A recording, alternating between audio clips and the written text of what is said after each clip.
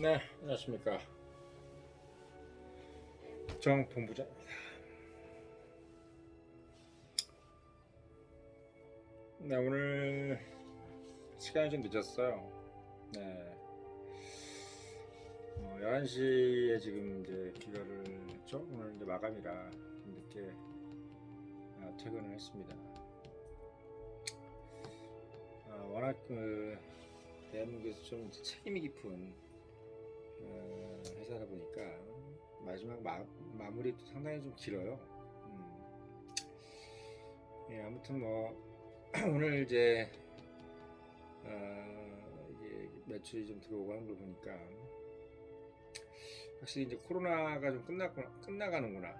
네, 이런 생각이 좀 듭니다. 그래서 여러분들한테 좀 앞으로 기업 문화가 좀 어떻게 될 것인지에 대해서 좀 말씀을 좀 드려야 되겠다 싶어서 이렇게 이야기를 좀 나눕니다.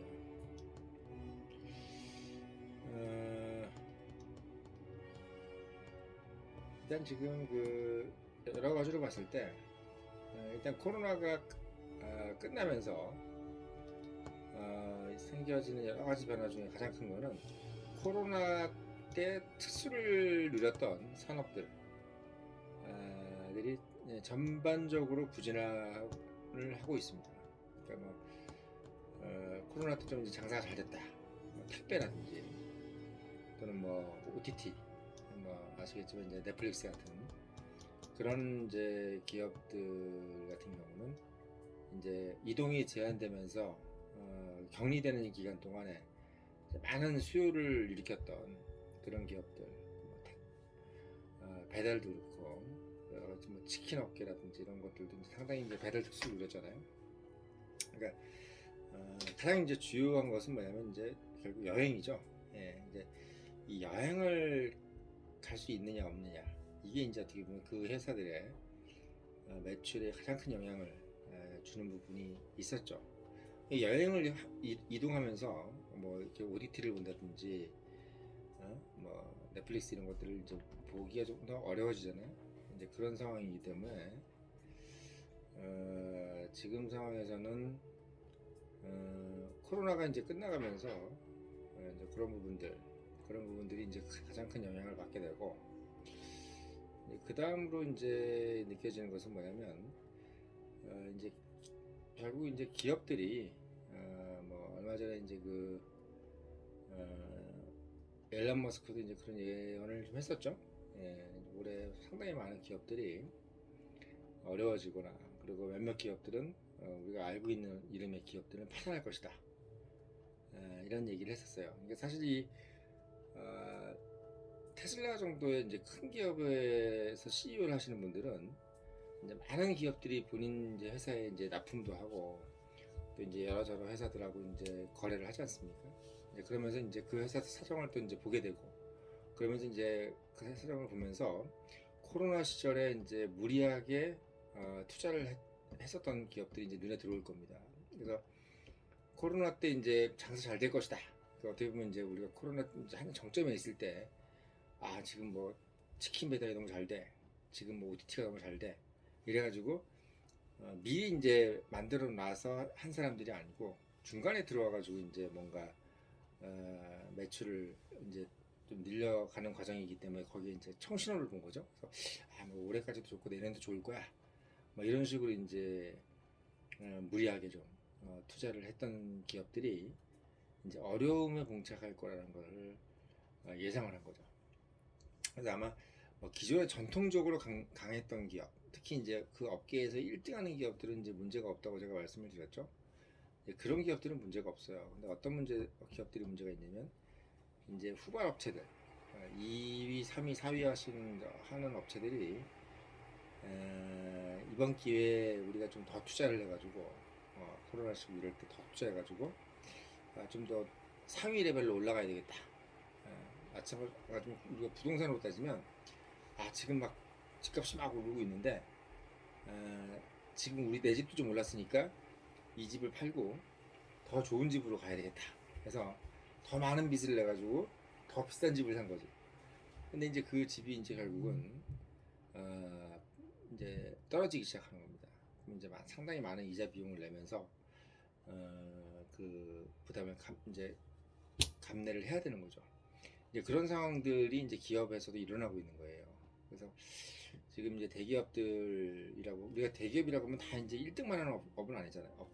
기업만 있는 게 아니잖아요. 그러니까 그 대기업이라는 것은 규모가 큰 기업이라는 거지, 그 기업들이 뭐 세계에서 글로벌 1등 또는 국내 시장에서 1등 이걸 하는 기업들이 아니기 때문에 규모는 지금은 크지만 업계에서는 뭐 2, 3위 정도 하는 이런 이제 기업들은 상당히 좀 뭐랄까요, 어려워지는 겁니다.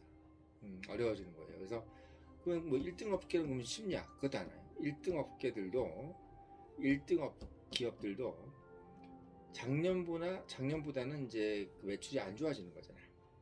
그러다 보면 당연히 사내 분위기에서 이제 뭐든지 이제 우리가 매출이 꺾이거나 영업이익이 이제 뒤로 가게 되면은 재밌는 게 뭐냐면 인건비 비중이 상당히 늘어나기 시작하는 거예요. 여러 가지 뭐 소모품 비용들 또는 뭐 그 옛날에 왜냐면 먹는 건 똑같거든. 갑자기 뭐 우리가 매출이 줄었다 그래가지고 기업 내에서 직원들이 갑자기 줄어들지는 않지 않습니까? 그럼 직원들이 썼던 뭐 어떤 소모품들이라든지 또 기업 안에서 이제 직원들이 이제 뭐 예를 들면 자리도 차지하고 있잖아요. 자리 안에서 이제 뭐 데스크 하나로 차지하고 있으면 우리가 이제 강남에 있는 기업들 같은 경우는 그 인원이 그 기업 안에서 한 명이 기업 안에서 이제 뭐 차지하고 있는 땅값이 또 어마어마하다 그래요. 시쳇말로.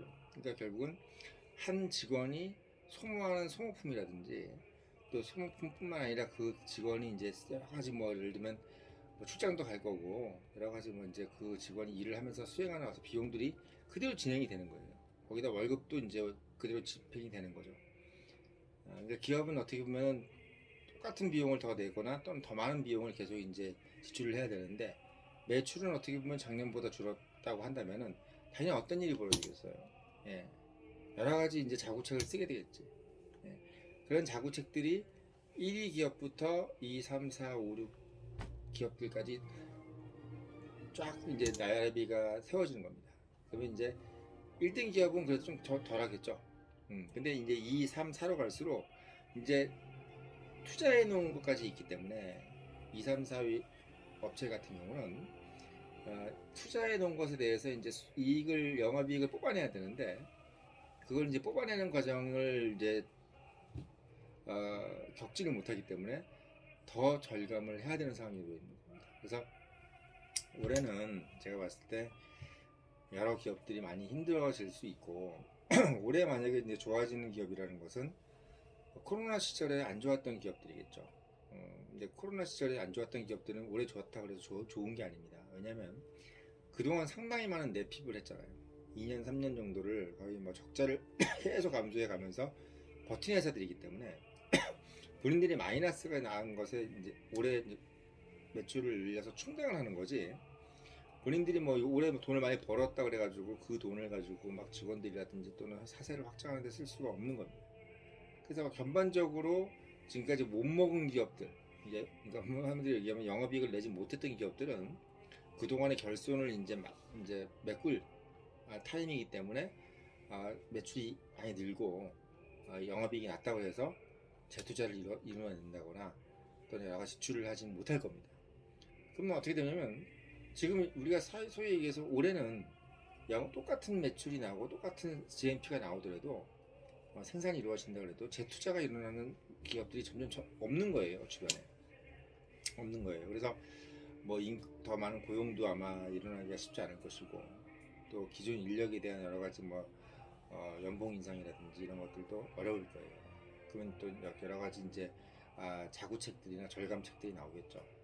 그런 것들이 이루어지다 보니까 이 규모가 큰 기업일수록 더 지금 어떻게 보면은 타격이 클 거라는 거죠. 그러니까 작은 기업들, 그러니까 이 업계 1등이면서 작은 거 이런 건 괜찮아.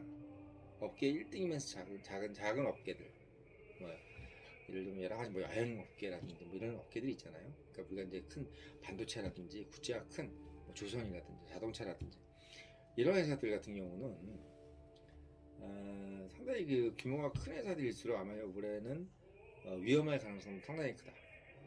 그래서 아마 큰 기업일수록 올해는 뭐 LG 디스플레이라든지 LG 전자라든지 뭐 이런 회사들 중에서도 LG 디스플레이 요즘이 좀 힘들잖아요. 그러니까 뭐 좀 힘들다라는 얘기 나오는 회사들은 큰 기업일 내가 대기업이니까 괜찮겠지 이게 아닙니다.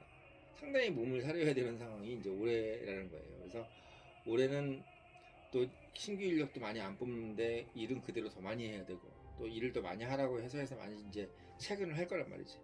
그래서 아마 상당한 스트레스를 받는 시기가 이제 올해가 될 것이다. 내년 아마 내년이 지나도 바로 좋아진다는 것은 아니에요. 그래서 제가 말씀드리는 것은 뭐 재테크를 한다 안 한다 이런 느낌이 아니라 아마 대기업 종사자들 큰 기업에 있는 어떤 종사자들이 올해는 상당히 아마 좀 애를 먹는 시기가 될 것이다.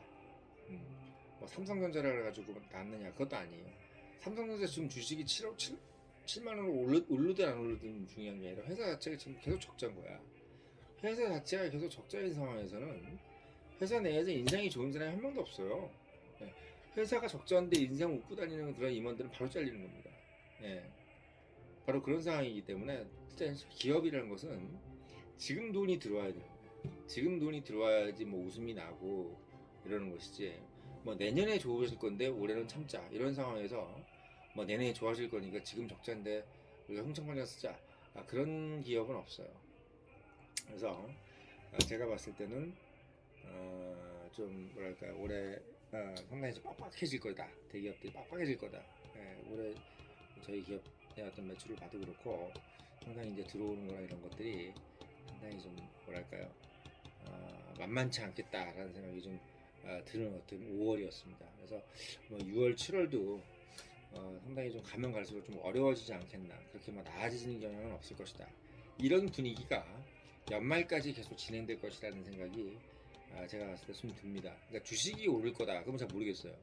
주식이 오를지 내릴지 지금까지 올랐는데 뭐 이게 계속 오를지는 잘 모르겠습니다.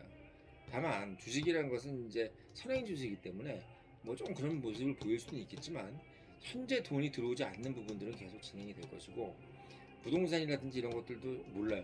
뭐 이게 계속 뭐 이제 반등할 것인지 근데 많이 떨어지지도 않았기 때문에 그렇게 반등한다는 느낌도 사실은 지금 너무 좀 속단하긴 이르다. 속단하긴 일러요. 이런 부분들이 왜냐면 왜 그러냐면 부동산이라는 것도 결국은 이거 아파트만 생각해서 해야 될 게 아니야. 아파트들도 이런 개인이 주인인 것도 있지만 기업이 주인인 것도 상당히 많아요. 그래서 이런 어떤 큰 구찌에 있는 기업들이 예를 들면 뭐 아파트 20채씩 막 팔아버리고 그리고 뭐 빌딩 막 두세 채씩 이렇게 팔면요 금방 어떻게 보면 매물이 갑자기 막 시장에 막 나오기 시작하면요 사정없이 떨어집니다. 이게 개인이 뭐 이렇게 내놔서 떨어지는 게 아니야. IMF 때도 강남 아파트가 왜 이렇게 수직낙하했습니까? 솔직히 얘기하면 IMF 때 기업이 망했던 거지 개인이 돈이 없었던 건 아니거든요. 근데 왜 아파트 값이 떨어지냐면 개인이 망해서 그런 게 아니라 기업이 갖고 있던 것들이 물량이 쏟아져 나오기 때문에 빠지는 거거든요.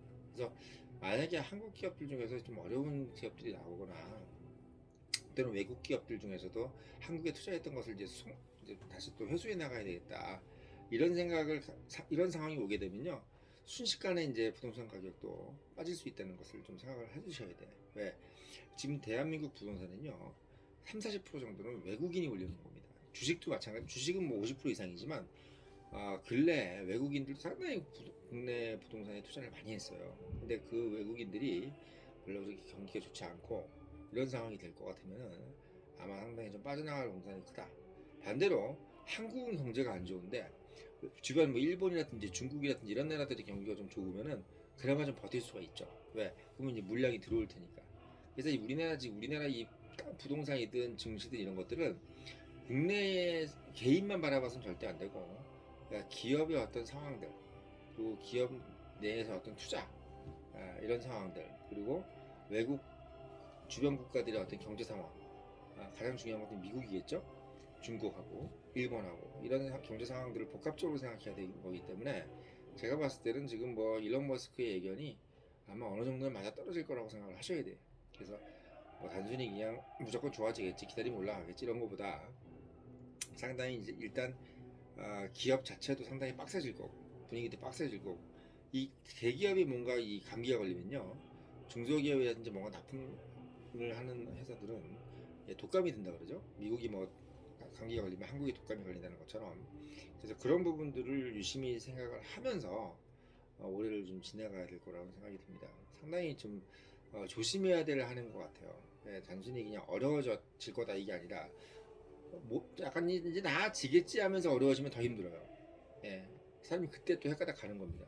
그러니까 어려워질 거라는 걸 다 예상하고 어려우면 괜찮은데, 아 이제 좀 괜찮을 거다, 쉬워질 거다, 이제 좀 다 끝났다, 이러다가 어려워져 버리면 정말 어떻게 보면 감당이 안 되는 거예요. 특히나 지금 더 거듭 말씀드리지만 이 대기업에서 그냥 지난 한 몇 년, 4, 5년, 5, 6년 상당히 편했거든. 장사도 잘 되고 직원들도 계속 성과가 받으면서 막 뭐 신입들도 많이 들어오고 이랬을 때는 상당히 좋았는데, 지금 막 물량은 그대로인데, 업무나 이런 것들은 그대로인데, 인원수가 상당히 감축된 그런 기업들 같은 경우는 엄청난 과로에 지금 시달리고 있을 겁니다. 그래서 직원들도 상당히 힘든 상황이 올해다, 이렇게 보시면 될 거예요. 그래서 올해 여러모로 마음가짐을 좀 단단히 해야 되는 그런 한 해가 될 것 같다, 이런 말씀을 좀 드리고 싶습니다.